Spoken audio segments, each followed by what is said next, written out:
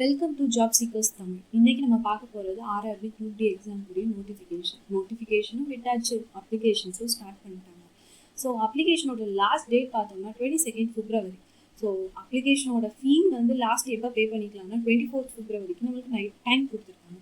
Suppose நம்ம apply பண்ணுறதுல ஏதாவது கரெக்ஷன் அண்ட் மாடிஃபிகேஷன் இருந்துச்சுன்னு வச்சுக்கோங்க, அதுக்கு மாடிஃபை பண்ணுறதுக்கு ஒரு டைம் கொடுக்குறாங்க.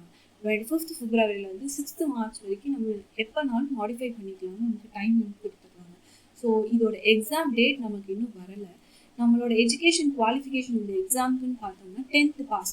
சப்போஸ் இந்த வருஷம் தான் நான் இந்த எக்ஸாமே 10th எக்ஸாமே எழுத போகிறேன்னா இவங்க இந்த எக்ஸாமுக்கு குவாலிஃபை கிடையாது. ஸோ இவங்களோட ஏஜ் லிமிட் கண்டிப்பாக 18 to 36 ஏஜ் வரைக்கும் இருக்கணும். இதுக்கப்புறம் அப்ளிகேஷனோட ஃபீ எவ்வளோ வருதுன்னா, ஜென்ரலுக்கும் ஓபிசி கேட்டகரிக்கும் 500 rupees, எஸ்சி எஸ்டி ஃபீமேல் டிரான்ஸ்ஜெண்டருக்கு 250. இதில் வந்து ரீஃபண்ட் பண்ணிடுறாங்க இந்த அமௌண்ட்டை.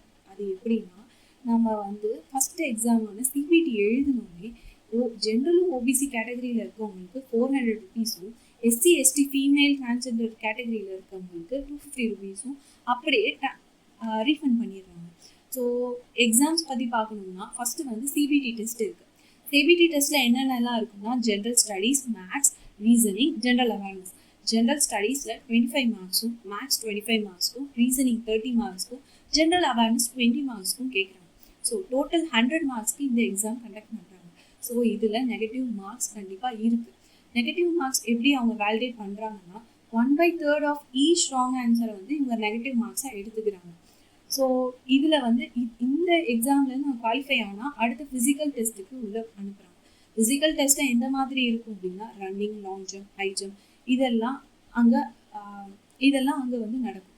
ஸோ அதுக்கு அடுத்து வந்து மெடிக்கல் எக்ஸாமினேஷனில் வந்து நம்மளோட ஓவரால் ஹெல்த் அவங்க பார்ப்பாங்க. ஸோ இது எல்லாமே குவாலிஃபை ஆகி வந்தோம்னா டாக்குமெண்ட் வெரிஃபிகேஷன் இருக்குது. டாக்குமெண்ட் வெரிஃபிகேஷன் வந்து 10th மார்க் ஷீட்டும் வெரிஃபிகேஷன் ஐடியும் நம்ம கரெக்டாக இருந்தாலே டாக்குமெண்ட் வெரிஃபிகேஷன் வந்து அடுத்த ப்ராசஸ் போயிடும். ஸோ இது எல்லா ப்ராசஸும் நம்ம முடிச்சிட்டாலே நம்ம ஃபைனல் செலெக்ஷனில் வந்துடும். சப்போஸ் உங்களுக்கு இந்த வீடியோ பிடிச்சிருந்துச்சுன்னா உங்கள் ஃப்ரெண்ட்ஸ்க்கு ஷேர் பண்ணுங்கள். சப்போஸ் இந்த மாதிரி வீடியோஸ் உங்களுக்கு பார்க்கணுன்னா இந்த சேனலை சப்ஸ்கிரைப் பண்ணிக்கோங்க. தேங்க்ஸ் ஃபார் வாட்சிங்.